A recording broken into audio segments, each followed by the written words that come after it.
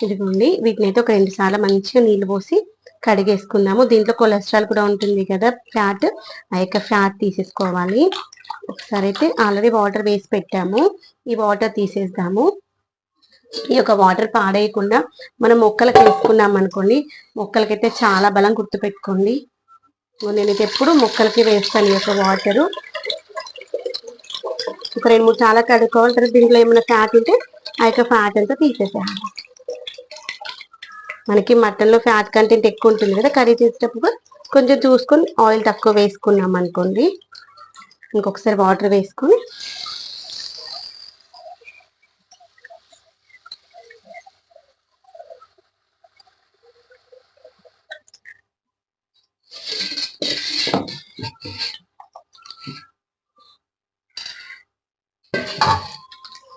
ఇదిగోండి ఇలా చూసుకొని, తర్వాత దీంట్లో ఏమైనా పీసెస్కి ఫ్యాట్ ఏమైనా ఉందనుకోండి, ఆ యొక్క ఫ్యాట్ అయితే కట్ చేసేసుకుందాము.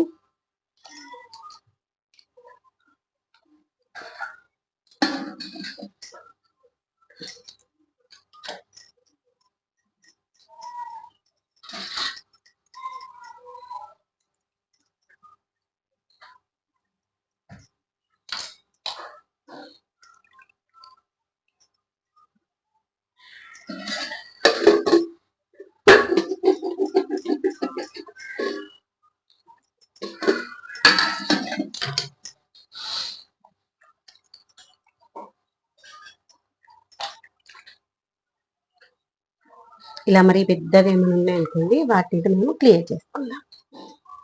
ఇలా ఫస్ట్ ప్లేట్లో వేసి పెట్టుకున్నాం అనుకోండి, కట్ చేసుకోవాల్సినవి కట్ చేసుకుంటే ఈజీగా ఉంటుంది.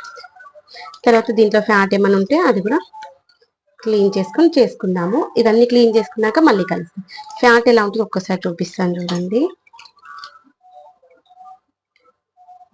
ఇదిగోండి, నాకు ఒకప్పుడు తెలియకపోయేది. ఇదిగోండి ఇలా వైట్ గా ఉంటుంది. స్కిన్ నుండి మనం లాగినప్పుడు రావాలి, అప్పుడు అది ఫ్యాట్ అనమాట. ఇదిగోండి ఇలా వైట్ గా ఉంటుంది. ఇలా మనం వాటర్ లో వేస్తే పైన తేలుతా ఉంటుంది. ఇలా లాగినా కొద్ది వచ్చేస్తుంది మెత్తగా.